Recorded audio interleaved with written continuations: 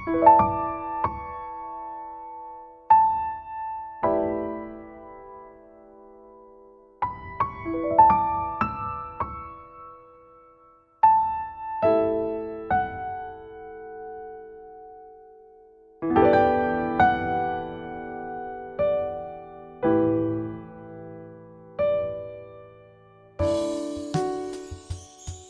you ever had a strong reaction to something someone said and then wondered why it hit you so hard? Maybe a comment from a family member that stung far more than it should have? Or the tone of voice from your partner that suddenly made you feel like a child again? Or a situation at work where someone's behavior left you feeling anxious for days? On the surface, these reactions can feel confusing. You might tell yourself, "Why am I so upset about this? I should be over it by now. This shouldn't affect me this much." But what if the intensity of your reaction isn't about weakness?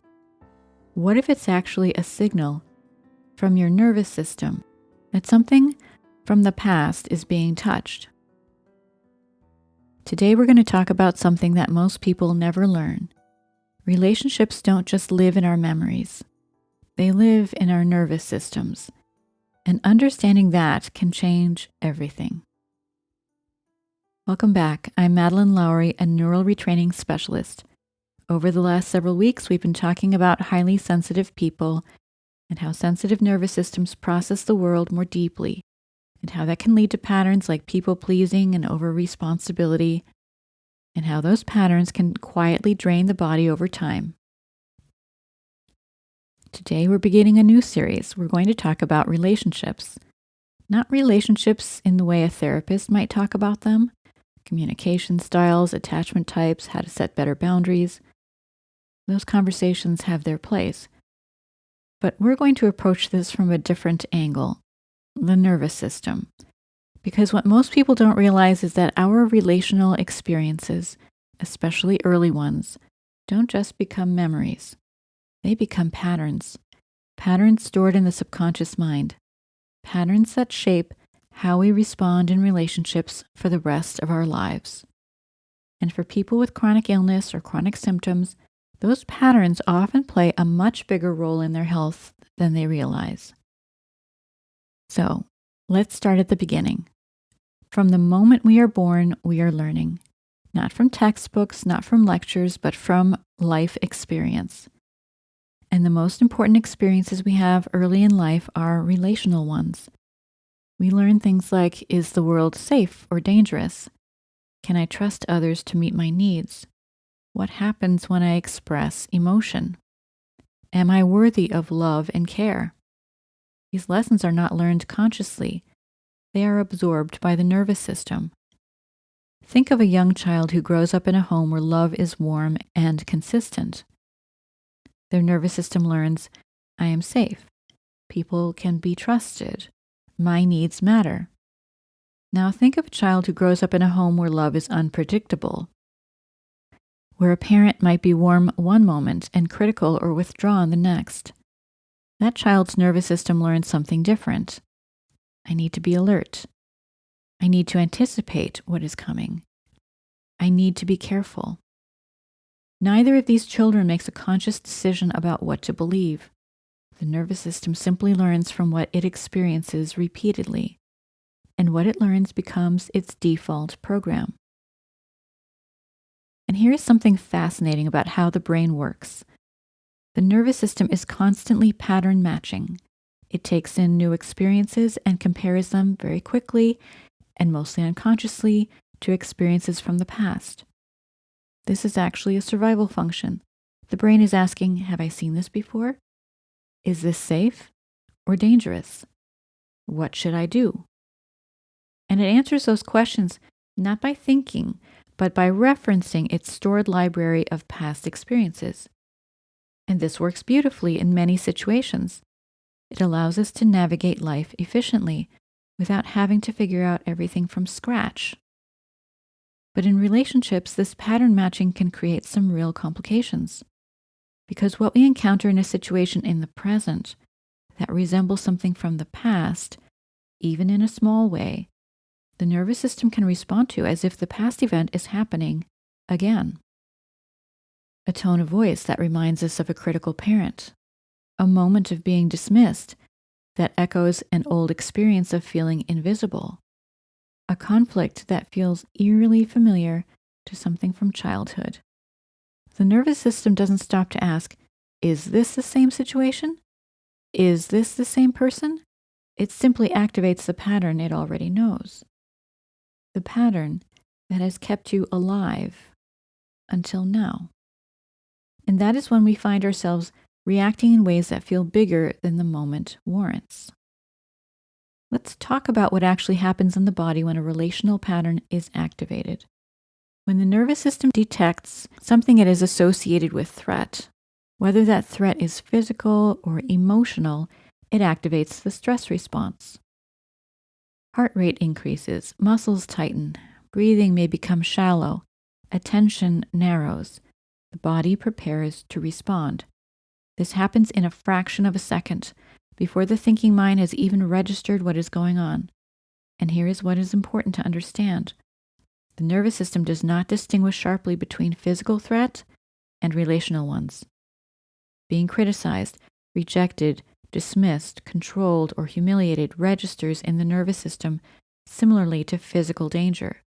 The same protective systems activate. The same stress hormones are released.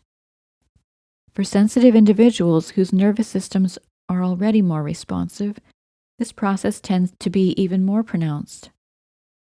Their brains detect relational cues more quickly. They may feel others' emotions as if they were their own.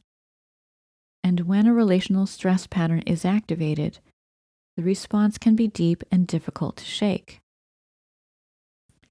Now, normally when a stressful experience passes, the nervous system is designed to return to balance. The threat is gone. The body settles. Life continues. But when relational experiences are painful, repeated, or happen at a time when the nervous system is young or already overwhelmed, something different can happen. The experience gets stored with an emotional charge attached to it. It's as if the nervous system filed the memory away, but didn't fully close the file. And that open file continues to influence how we respond in the present. You may notice this in yourself. A relationship where one person seems to trigger a particular reaction in you, over and over. A pattern of always feeling responsible for others' emotions. A tendency to shut down or go quiet when conflict arises. A lingering sense of guilt when you say no to someone. These are not character flaws. They are stored patterns, patterns that made sense in an earlier context and now are running automatically, even when they no longer serve you. For many people that I work with, there is a moment of recognition when they begin to understand this. They look back at their lives and begin to see a thread. Relationships that were sources of significant ongoing stress. Situations they couldn't resolve, couldn't escape, or couldn't stop thinking about. Patterns of giving, absorbing, and carrying that went on for years. And alongside those relational patterns, symptoms. Not because the relationship caused the illness in a simple, direct way, but because unresolved relational stress keeps the nervous system in a state of chronic activation. And a chronically activated nervous system, as we have talked about in previous episodes, can begin to affect many other systems in the body, like immune function, digestion, sleep, energy, pain perception, and more. Relationships are one of the most significant and most overlooked sources of nervous system stress and chronic illness. And this is where the neural retraining work that we do becomes so relevant.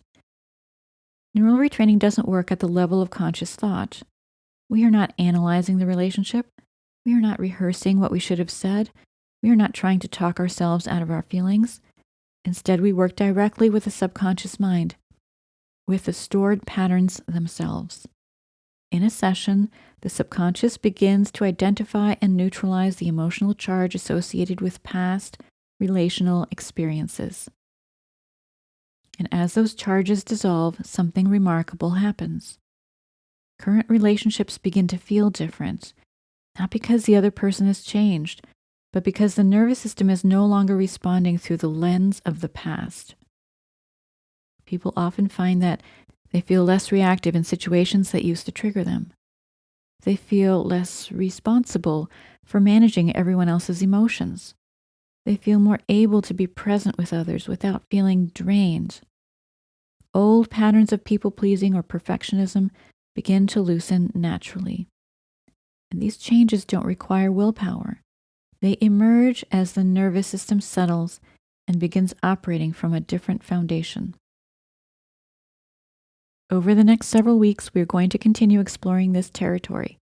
We'll talk about what happens when someone in your life is a chronic source of stress, a difficult family member, a challenging relationship at work, a situation you can't seem to resolve. We will talk about the physical cost of ongoing relational conflict. We will talk about grief, loss, and what happens when a relationship ends or changes in ways that are painful. And we'll talk about how healing from the inside can quietly transform the relationships around us. If today's episode resonated with you, you may already be recognizing some of the patterns we've described. Relationships that feel bigger than the moment. Relationships that seem to drain more than they nourish. A sense that you've been carrying something relational for a long time. If so, know this. Those patterns are not permanent.